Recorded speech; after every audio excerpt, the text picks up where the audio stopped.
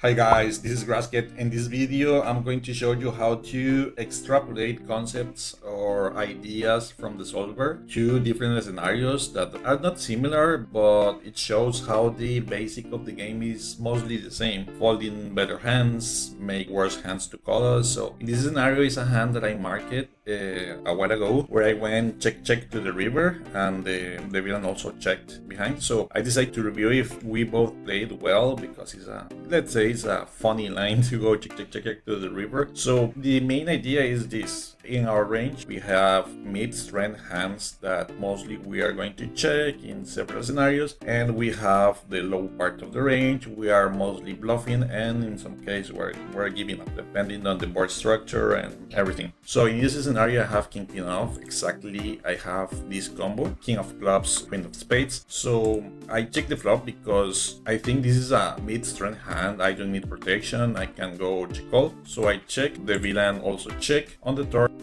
head of cup comes. So again, we can see in this concept, king queen off, mostly checking, is a mid-strength hand as ace kings, as ace queens, as ace tens, and is not as weak as, for example, let's see what's the worst part here, like 10-6 is this part. We are probably mostly betting, yeah. So we're mostly betting the lower part of the range and checking the mid part of the range. So this is also very interesting. So I check, he checked behind, and the river was a 7 of hearts. And again, I'm in the same scenario where I don't think I'm going to fold ace highs. I don't think I'm going to get called by a lot of king highs. So yeah, again, we're mostly checking our hand, and also we are always betting the worst part. We're going to use 10-6 as a pinpoint, and we're betting our stronger hands like aces, kings, queens that we check till the river. We can see the frequencies like this is almost never we're going to check these hands to the river, but yeah, we have some frequencies. So yep,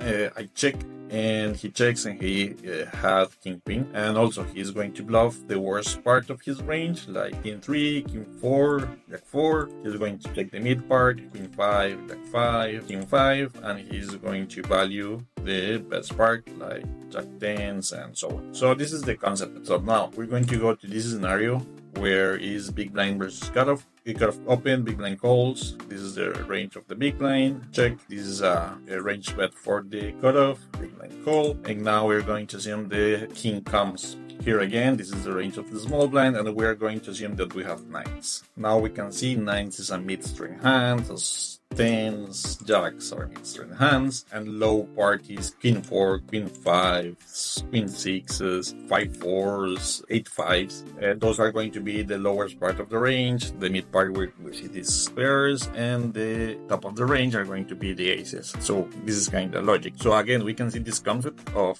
taking the mid part, bluffing the low part, and betting for value this strong part.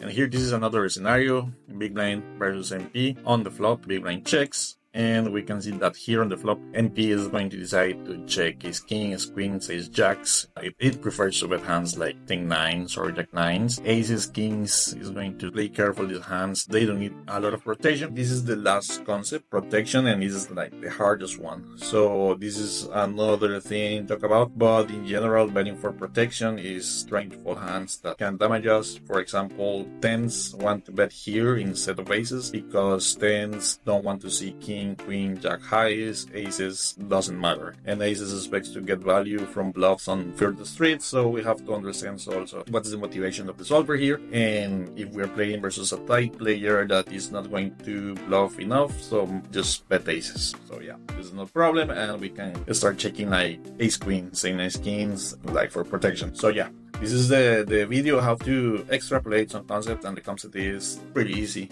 We bet when we have it, we check when we have these kind of mid-strength hands, and we mostly bluff and some give ups when we have the lower part of the range. Hope you like this video and follow Poker Academy. Use the free stuff. It's pretty easy and pretty intuitive to get this concept right and start developing a strategy and apply on the faults. Good luck at the tables. Bye.